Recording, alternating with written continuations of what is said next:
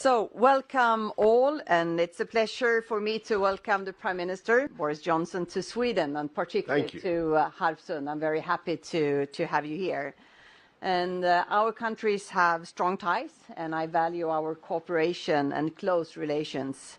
And there is a mutual desire to deepen our cooperation, not at least on foreign security and defense policy, but also on trade and research, just to name a few areas. And in times of crisis, cooperation becomes even more important, and this applies not least for our international defense partnerships. And Sweden's partnerships with the UK and with NATO have been crucial during these exceptional times. And I greatly appreciate the strong support your government has expressed for our security and our right to make our own security policy choices. And today, we are taking another step to strengthening our bilateral defense and security cooperation at the strategic level. And I'm very happy that you have come here today for the signing of our bilateral political declaration of solidarity. And the Prime Minister and I have agreed to face challenges in peace, crisis and conflict together. And if either country should suffer a disaster or an attack, the United Kingdom and Sweden will assist each other in a variety of ways. The support will be given on request from the affected country and may include military resources. The declaration serves a crucial purpose regardless of the choices Sweden will make in terms of our security policy in the future. And President Putin thought he could cause division, but he has achieved the opposite. We stand here today, more united than ever, and with the ambition of strengthening our bonds even more. And the Russian aggression against Ukraine has been met with incredible bravery from the Ukrainians and the Ukrainian leaders, but also by a unanimous condemnation and firm response from the entire transatlantic community and beyond. And I look forward to continuing our close cooperation and our bilateral relations, but also on robust actions to put pressure on Russia and in support of Ukraine. So please, Boris, the floor is yours. Well, thank you very much, Prime Minister Andersson. Thank you, Magdalena. And thank you for having me your absolutely beautiful Harpsund retreat. Breathtaking and great to be back in Sweden and great to see you again.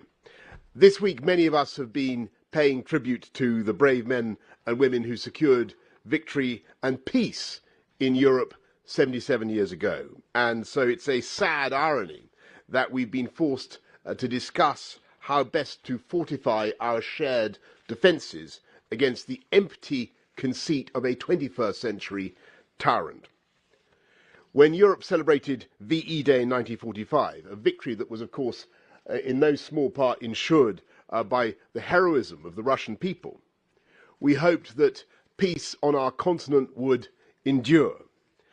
Well, Putin's bloodthirsty campaign against a sovereign nation has put an end to that hope, and we face a new reality, but one that we face together.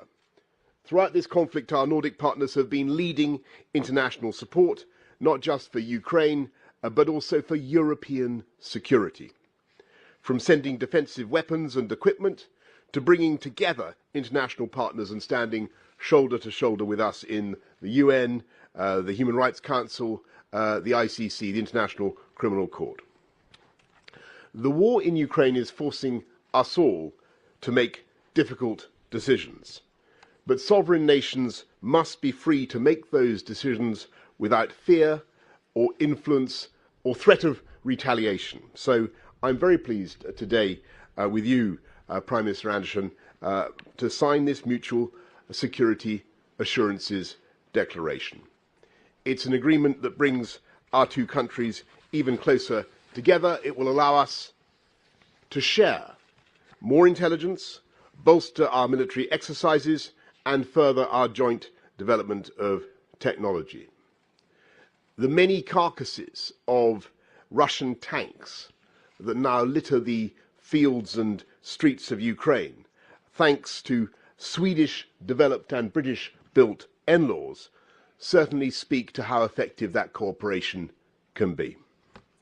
But most importantly, this is an agreement that enshrines the values that both Sweden and the UK hold dear, and which we will not hesitate to defend. And as you put it so well, Magdalena, when we were out on the lake, we are now literally and metaphorically in the same boat. Thank you all very much. I think we're going to go to the media now. Good afternoon, James Landale, BBC. Prime Minister Johnson first. Can you spell out very precisely for us what this mutual security agreement actually means in practice? If Russia were to attack Sweden, what would the UK do? And secondly, if I may, is now really the time to have a fight with European allies over the Northern Ireland Protocol at the height of this crisis? And Prime Minister Anderson, if I may, can you give us your assessment of the threat against your country from Russia, and what response you might expect from Moscow if Sweden were to apply to join the NATO military alliance? Yeah, well, thank you very much, James. First of all, let's be clear that the friendship and the relationship between Britain and Sweden is decades old, and what we're saying and doing now is, in some ways, no more than a statement of the obvious, that two liberal democracies faced with an attack upon one of the other would want to come to each other's support. And whether it's in the event of a disaster or a military attack, what we're saying today is that upon request from the other party, we would come to the other party's assistance. And it's vital to state that, I think, now ever more important to state that now in the grim circumstances in which we find ourselves with the Russian attack on Ukraine. But it's also, I think, an important step forward, because this is an agreement on which we together intend to build, whether it's in sharing intelligence or working together to combat cyber attacks, whether it's working together in defence procurement or doing more joint exercises together. We're in the JEF, in the Joint Expeditionary Force, or any other forum. Sweden and the UK intend to do much more together, and I think the NLAW missile system really incarnates the kind of closeness that we see in our relationship, and that's what this is intended to underpin. It's the foundation stone, I believe, for an important development in our relationship. And on the protocol, you've all heard me say this many times. The most important agreement is the 25-year-old Belfast Good Friday Agreement. That is crucial for the stability of our country, of the UK, of Northern Ireland, and that means that things have got to command cross-community support. Plainly, the Northern Ireland Protocol fails to do that, and we need to sort it out. When it comes to threats from Russia, I mean, the tensions in this part of Europe and around the Baltic Sea has increased during the last years, given Russia's aggression towards Ukraine, also before the 24th of February, also the military buildup of Russia, and also a more aggressive rhetoric from Russia. And of course, after the 24th of February, tensions are even stronger or more difficult than before. And of course, looking at the Russian military forces right now, they are rather occupied in Ukraine.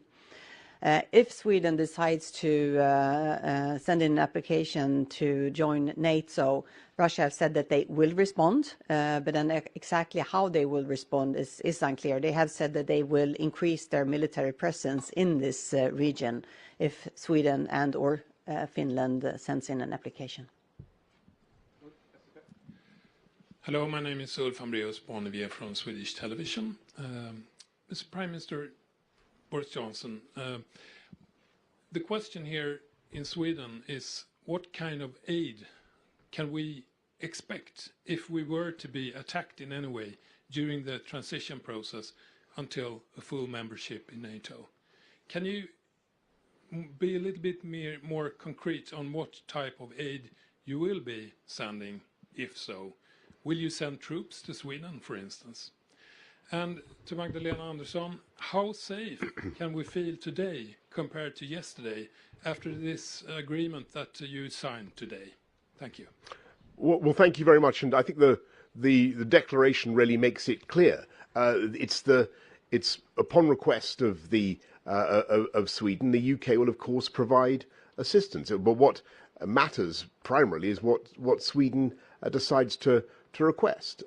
Or what we're saying is that we are long-standing friends of Sweden. We're massive partners and supporters of Sweden. We share the same ideals, the same values. Sometimes things should go without saying, but they're worth saying. It's worth emphasizing that if Sweden were attacked and looked to us for help and support, then we would provide it. But it's up to Sweden to make the request and to spell out exactly what support is requested. So are we safer with this declaration? Yes, we are. Of course, this means something, and this is important, whatever security policy choice that we will make in Sweden. If we want to join NATO, if we decide to keep outside NATO, this is an important joint declaration. But what is maybe even more important, is the fact that the Prime Minister is so engaged in the security of the northern part of Europe, and you have taken such an active role in this area, and we are very grateful for that. And that also that you're so clear that we share the same values and we stand together. Good afternoon, Nina Lloyd from the Press Association. Firstly, a question for both Prime Minister Johnson and Prime Minister Andersson.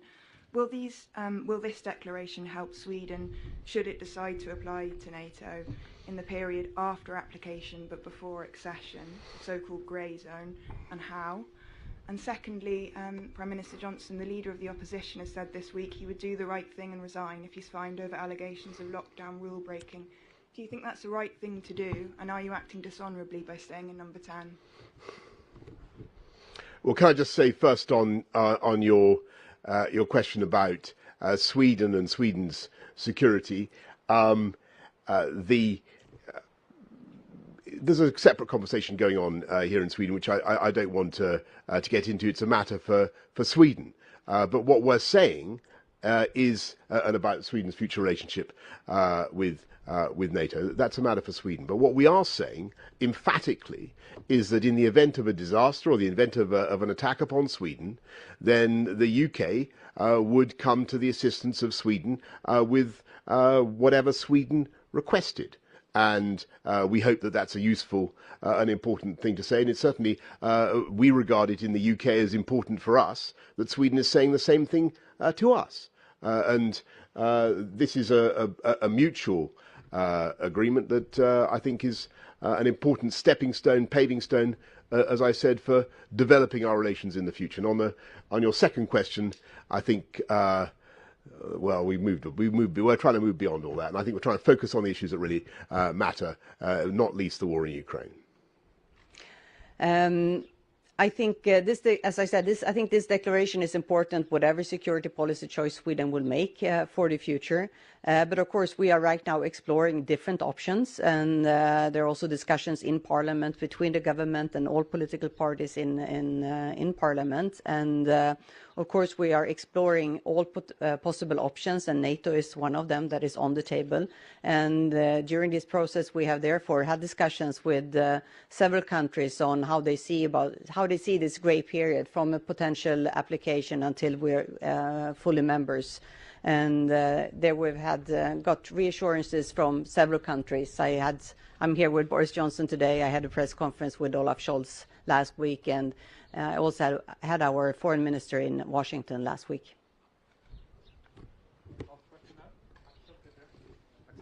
TV4. Mr. Boris Johnson, how strong is this declaration of solidarity compared to NATO's Article 5? Would you, for example, assist Sweden with nuclear weapons in the case of war? And what have Sweden in turn promised the UK for this declaration? Will this declaration hold even if we do not join NATO, for example? Or Yeah, do we promise well, something else? Yeah, I think that's the really good question, because I think that in a way this declaration is something that is about the UK and Sweden standing together, affirming our friendship and our partnership and our willingness to come to each other's defence and support. That's what it is. I think there's a separate issue about NATO, which I think Sweden is going to be addressing in the course of the next few days. That's not for me to comment upon, except of course to say that I'm sure the UK will support whatever course of action Sweden decides to embark upon, and we'll be as useful and supportive as we can.